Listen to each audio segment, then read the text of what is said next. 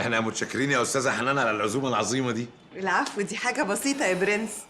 أنا هستأذن بقى أفضي حاجتي في الأوضة وكده، وأكيد مش عايزها. عن إذنكم. ايه يا ابني؟ لقيتها فين دي طيبه جدا. هي فعلا تحسها خام. انا مش عارفه مين دي اللي احنا قاعدين معاها اصلا، وبصراحه الجاتو ده وحش قوي واكيد هيعمل لي حموضه. لكن معقوله يا عماد حفيد الطيب الكبير اكبر تاجر سلاح في مصر يعيش في بنسيون؟ ادي الله وادي حكمته. ورث امي وطار من زمان يا عمر. ابويا الله يرحمه كان على باب الله وانت سيدي العارفين. الغريبه يا اخي ان انا كتبت 5 كتب واتنشروا وفشلوا، نفسي اعرف ليه. انا فعلا كنت فاكره انك بعتهم لنا المحل، بس بصراحه ما فهمناش منهم ولا حاجه. ليه؟ هي الكتب دي كانت بتتكلم عن ايه؟ دي يا سيدي كانت دراسات نقديه في كتاب الله منتمي لكولين ويلسون لو تعرفه. دراسات نقديه ولا منتمي ومستغرب انها فشلت. عموما قررت اغير خلاص، اليومين دول بكتب روايه. بعد ايه؟ بس ما تقلقش، كل حاجه هتتحل لما المحامي يخلص الاجراءات واقسم عليكم ثروتي. خلي المحامي ليكوا وانت والعيله، انا مش عايز حاجه من فلوسك يا عم عمر. لزومه ايه اللي بتعمله ده يا عمر؟ محدش ضامن الموت من الحياة يا رشا.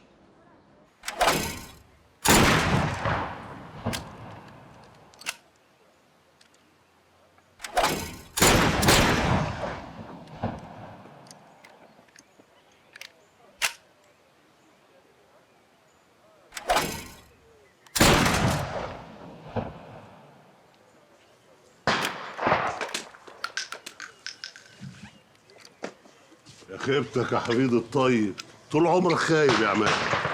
انت عارف يا خالد انا راجل بتاع ادب، شعر، روايات، لكن انت ما شاء الله عليك زي ما انت صياد خطير. عيب يا عماد، ده الدهن في العتاق يا واد.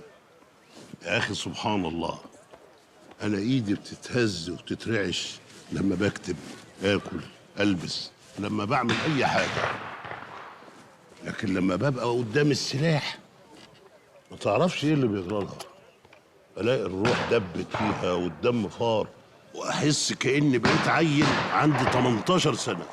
طول عمرك حريف سلاح يا خالي، ده انت قاتلك يجي 3 4. هما 2 بس، وكان قتل خطأ، والخطأ الأكبر إنك تكلمني في الموضوع ده دلوقتي. غير السيرة وبلاش رخامة.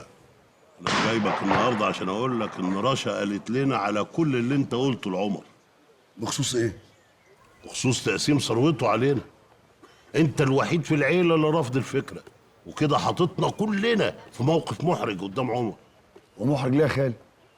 انا بقول لحد فيكم يعمل ايه وما تعملش ايه؟ هو كده يبان إن إحنا طمعانين فيه.